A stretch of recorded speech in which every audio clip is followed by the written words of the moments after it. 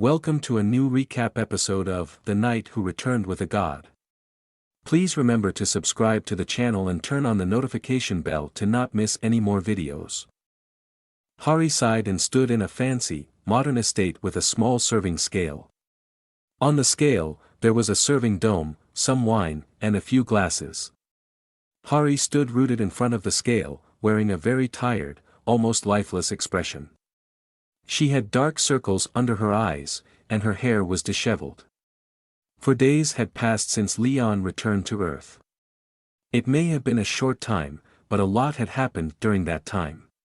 Hari was tired and pale-faced. She recalled the events of the past few days. First, there was a problem with taxes.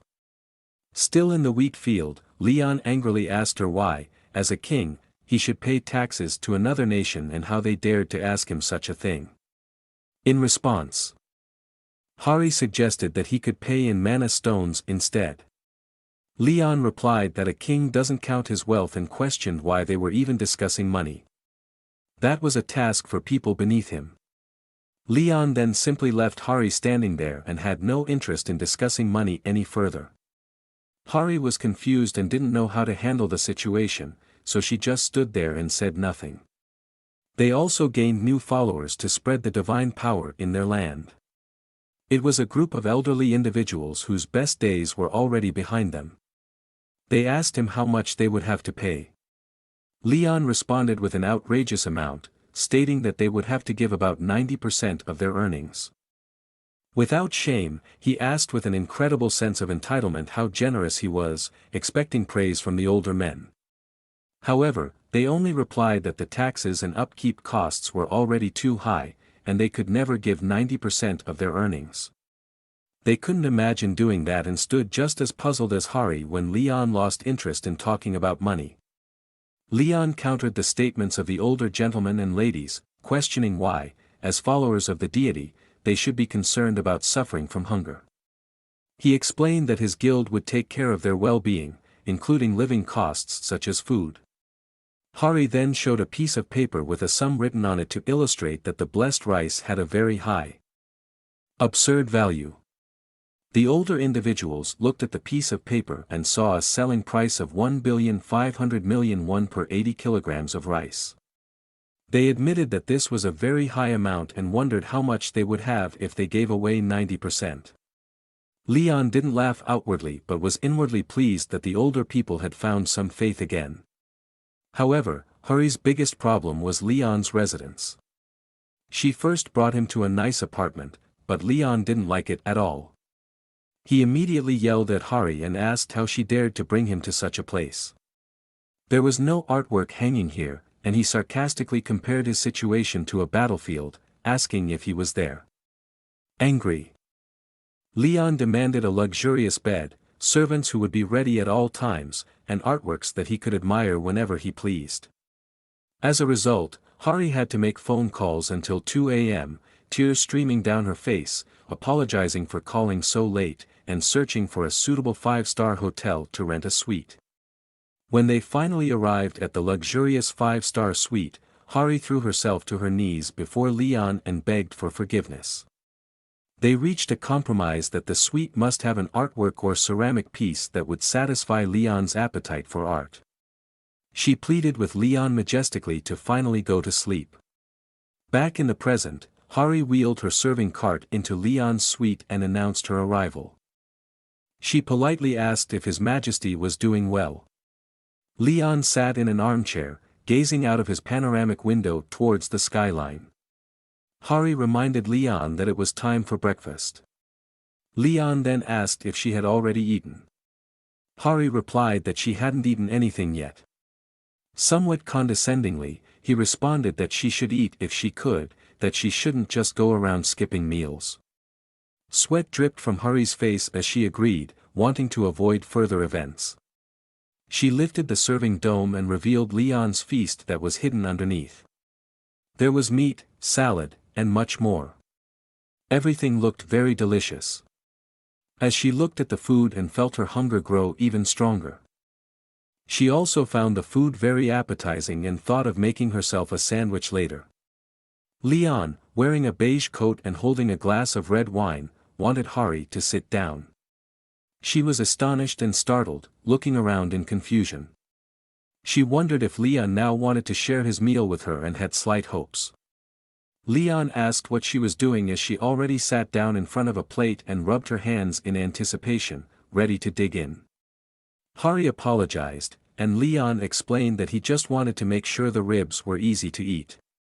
It surprised her a bit, and she explained that she thought he was going to share his meal with her. Leon looked at her with cold eyes and asked in which country a king would eat with a subject. After that statement, Hari turned slightly blue and briefly feared for her life. After breakfast, Leon and Hari got into a black limousine and drove off. Hari brought Leon up to date and explained that the Hunter Association had decided to support him with funding and resettlement aid. It wouldn't be a palace, but they would do everything they could to continue supporting him. Leon looked out the window and said he found that considerate and that as a guest, he couldn't ask for more. He wanted Hari to take care of everything and handle this matter. She wanted to ask Leon what would happen with the distribution of the loot, but he immediately dismissed the question and explained that it was now her responsibility. He only wanted to keep the cape. Hari's face became sweaty again, and she agreed with his majesty. A few minutes later, they had already arrived at their destination. It was a very large white building with many windows. Hari explained that the building was near the Hunter Association and had a helicopter landing pad, making it convenient. She asked Leon if it wasn't bad. Leon, in turn, asked what those weird things were mentioned in the briefing. As Leon and Hari entered the building, they were already being awaited by a man. Hari was surprised because it was a secret that she and Leon were coming to this building. She asked who the unknown person was. The unknown person introduced himself as Park Jong-chan, a member of the Duyung group and the director of Dujung's Food of the Future. Hari repeated the name of the company and wondered why a director of one of the country's top 3 chaebol groups would be waiting for her. Jong-chan looked cunningly and darkly at our protagonists and asked if he was the famous survivor. From that point on, Hari knew that he was well aware that the two of them were coming here. Jong-chan reached out his hand and, with a dirty grin, said he was delighted to meet Leon. However, Leon didn't reciprocate the handshake and asked why a mere merchant would want to shake hands with him. As Leon stood by the window in his room and Hari explained that the Hunter Association would provide him with this place for a year and cover all costs. So he wouldn't have to worry about it, Leon simply looked out the window. Hari continued and explained that he would also have maids under his command who would clean the room and fulfill any other requests he had. She was also relieved by how the situation at the field camp had turned out. Information about survivors was strictly confidential, and in a situation where Jong-chan's motives were unknown, Hari was just glad that Leon had completely ignored him and left him standing.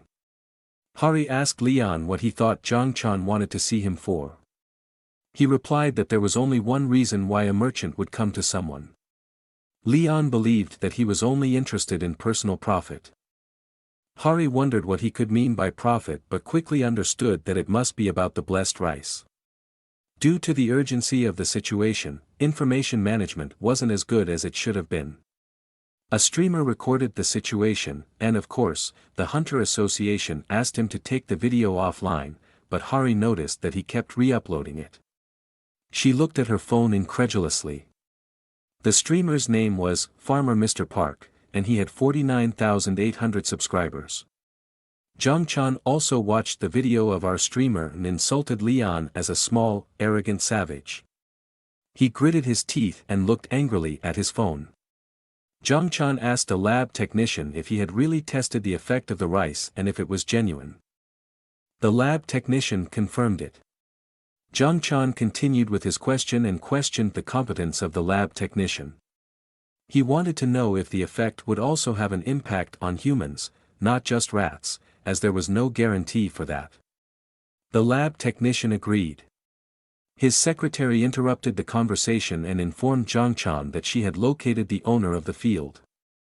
She recounted how a terminally ill dog had suddenly become healthy again, and people with chronic inflammation and sinusitis felt better immediately after consuming the rice.